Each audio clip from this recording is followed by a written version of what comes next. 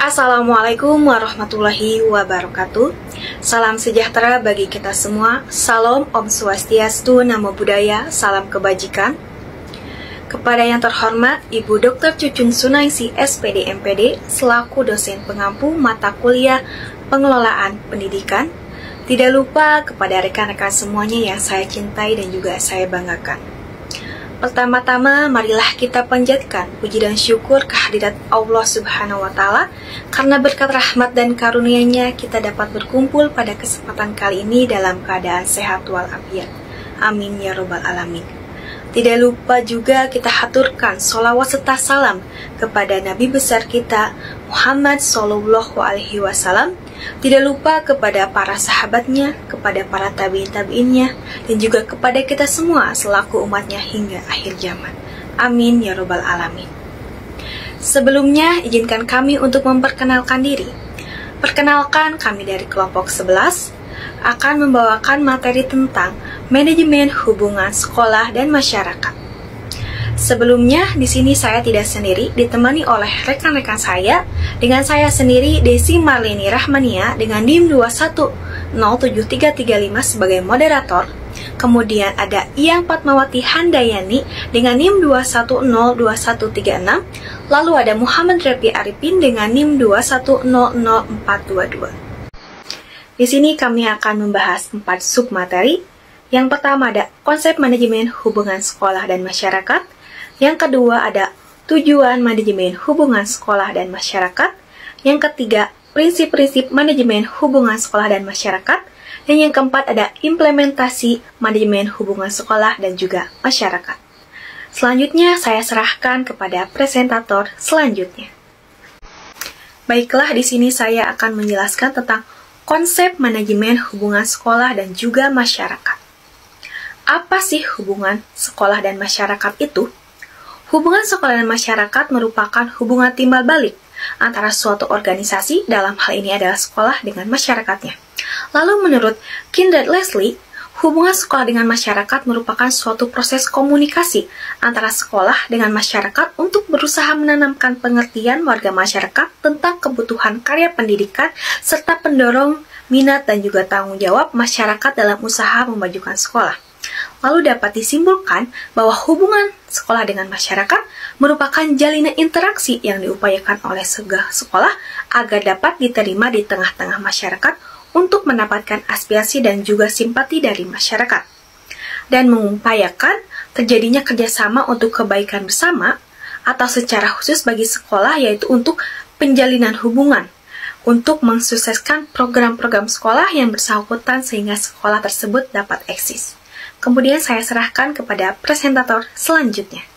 Baik, terima kasih kepada presentator sebelumnya. Saya di sini akan menjelaskan mengenai tujuan hubungan kerjasama sekolah dengan masyarakat. Menurut Ellsbury, telah dikemukakan bahwa tujuan hubungan kerjasama sekolah dengan masyarakat terdapat beberapa tujuan. Yang pertama yaitu untuk meningkatkan kualitas belajar dan pertumbuhan anak. Kemudian yang kedua yaitu untuk meningkatkan pemahaman masyarakat akan pentingnya pendidikan dan meningkatkan kualitas kehidupan masyarakat. Dan yang ketiga yaitu untuk mengembangkan antusiasme atau semangat saling bantu antara sekolah dan masyarakat demi kemajuan kedua belah pihak. Nah, dari ketiga tujuan tersebut menggambarkan adanya two-way traffic atau dua arus komunikasi yang saling timbal balik antara sekolah dengan masyarakat.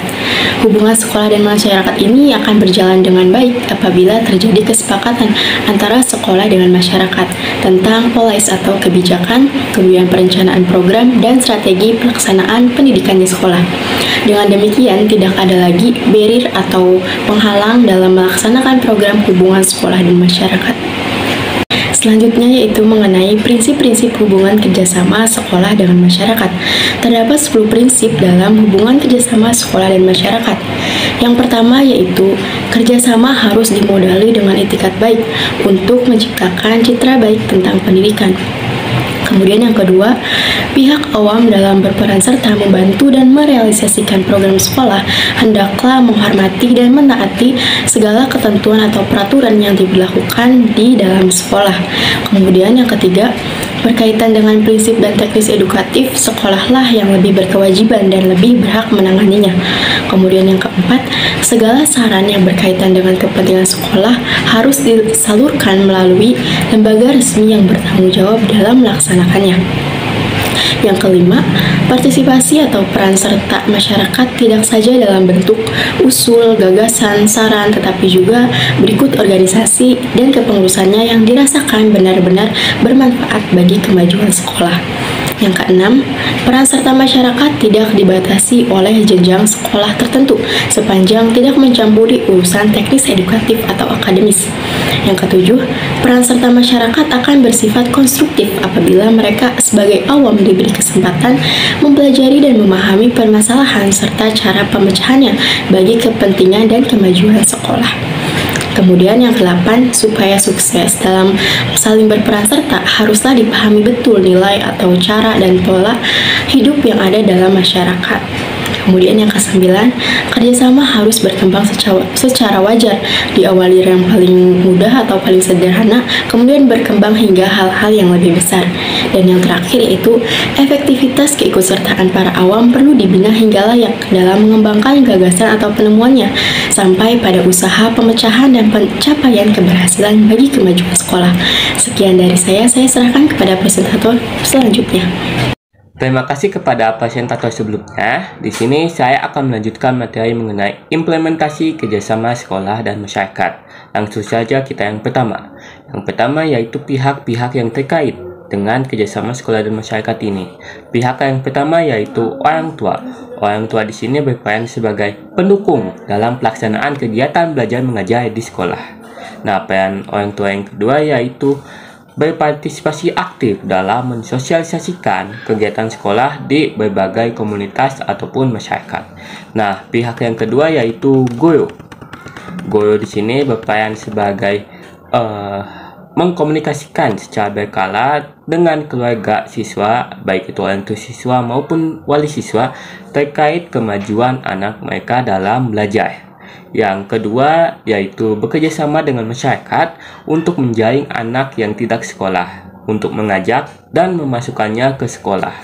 Nah, pihak yang ketiga yaitu komite sekolah. Komite sekolah adalah badan mandiri yang mewadahi peran serta masyarakat dalam rangka meningkatkan mutu, pemetaan, dan efisiensi pengelolaan pendidikan di satuan pendidikan, baik pada pendidikan prasekolah, jalur pendidikan sekolah, maupun jalur pendidikan di luar sekolah. Peran komite ini yang pertama yaitu pemberi pertimbangan atau advisory agency. Peran yang kedua yaitu pendukung atau supporting agency. Peran ketiga yaitu pengontrol atau controlling agency. Nah, dan peran terakhir yaitu mediator antara pemerintah dengan masyarakat di satuan pendidikan. Nah, pihak yang keempat yaitu kepala sekolah. Kepala sekolah di sini berperan sebagai pengatur hubungan sekolah dengan orang tua siswa dan memelihara hubungan baik dengan komite sekolah, atau memberi pengertian kepada masyarakat tentang fungsi sekolah melalui bermacam-macam media komunikasi. Nah, pihak yang terakhir yaitu supervisor atau supervisor. Nah, supervisor di sini berperan sebagai pembantu kepala sekolah dalam merencanakan program hubungan sekolah dengan masyarakat. Dan kedua, membantu kepala sekolah dalam meningkatkan atau mengembangkan program tersebut. Nah, selain itu, terdapat bentuk-bentuk operasional yang dapat digunakan sekolah untuk meningkatkan hubungan sekolah dan masyarakat, tergantung pada kondisi dan situasi sekolah tersebut. Yang pertama ada di bidang akademik, yang kedua ada di bidang prasarana, yang ketiga ada di bidang sosial, yang keempat ada kegiatan karya wisata, yang kelima ada kegiatan olahraga dan kesenian, yang keenam ada menyediakan fasilitas sekolah, yang ketujuh ada mengikut sertakan sivitas akademika, yang kedelapan dan terakhir yaitu mengikut sertakan tokoh-tokoh, pemuka-pemuka, pakar-pakar yang ada dalam masyarakat dalam kegiatan ekstrakurikuler atau kegiatan lainnya. Nah, selain itu ada beberapa teknik yang dapat dilakukan dalam mengimplementasi kerjasama sekolah dan masyarakat ini. Antara lain, yang pertama, laporan kepada orang tua murid. Yang kedua, ada buletin sekolah. Yang ketiga, ada surat kabar. Yang keempat, ada pemilihan sekolah. Yang kelima, ada open house. Yang keenam, ada kunjungan ke sekolah atau school visitation. Yang ketujuh, ada kunjungan ke rumah atau home visitation. Yang kedelapan, melalui penjelasan staf sekolah. Yang kesembilan, ada gambaran keadaan sekolah melalui murid. Yang kesepuluh, melalui radio dan televisi. Dan yang terakhir yaitu laporan tahunan. Yang terakhir tentang studi kasus kerjasama sekolah dan masyarakat. Dalam kenyataannya, hubungan kerjasama sekolah dan masyarakat ini masih dalam artian yang sempit, sehingga masyarakat masih belum mengetahui bidang-bidang apa saja yang berkaitan dengan kerjasama sekolah dan masyarakat. Nah, dalam hal ini terdapat 3 jenis hubungan terkait hubungan kerjasama sekolah dan masyarakat. Nah, yang pertama yaitu hubungan edukatif. Hubungan edukatif adalah hubungan kerjasama dalam hal mendidik anak atau murid antara guru di sekolah dan orang tua di dalam keluarga atau di rumah. Adanya hubungan ini dimaksudkan agar tidak terjadi perbedaan prinsip atau bahkan pertentangan yang dapat mengakibatkan keraguan pendirian dan sikap pada diri anak. Hubungan yang kedua yaitu hubungan kultural. Hubungan kultural adalah kerjasama antara sekolah dan masyarakat yang memungkinkan adanya saling membina dan mengembangkan kebudayaan masyarakat tempat sekolah itu berada. Dan yang terakhir ada hubungan institusional. Hubungan institusional ini yaitu hubungan kerjasama antara sekolah dengan lembaga-lembaga atau instansi-instansi resmi lain, baik swasta maupun pemerintah, seperti hubungan kerjasama sekolah dengan sekolah lain ataupun dengan pemerintah setempat. Mungkin cukup sekian yang dapat saya sampaikan. Mohon maaf apabila kesalahan. Saya kembalikan lagi kepada moderator. Baiklah, saya ucapkan terima kasih kepada presentator yang telah menyampaikan materinya. Lalu di sini saya akan menyampaikan kesimpulan dari hasil pematerian tentang manajemen hubungan sekolah dan masyarakat.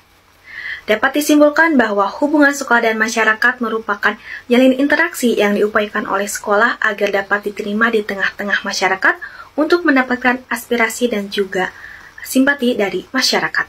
Lalu terdapat tujuan hubungan sekolah dan masyarakat itu sendiri, diantaranya yaitu untuk meningkatkan pemahaman kepada masyarakat akan pentingnya pendidikan dan juga meningkatkan kualitas kehidupan masyarakat. Kemudian terdapat 10 prinsip-prinsip tentang manajemen hubungan sekolah dan masyarakat. Dan terakhir ada pengimplementasian tentang manajemen hubungan sekolah dan juga masyarakat. Di antaranya memuat beberapa unsur. Yang pertama ada pihak yang turut andil dalam pembentukan hubungan sekolah dan masyarakat, lalu bentuk-bentuk operasional dari hubungan sekolah dan masyarakat, serta teknik yang dapat dilakukan dalam mengimplementasi kerja sekolah dan juga masyarakat. Mungkin sekian pemaparan materi tentang manajemen hubungan sekolah dan masyarakat dari kelompok 11. Mohon maaf apabila ada kesalahan dan kata-kata yang kurang berkenan karena kami masih dalam tahap belajar. Kami pamit undur diri. Wassalamualaikum warahmatullahi wabarakatuh.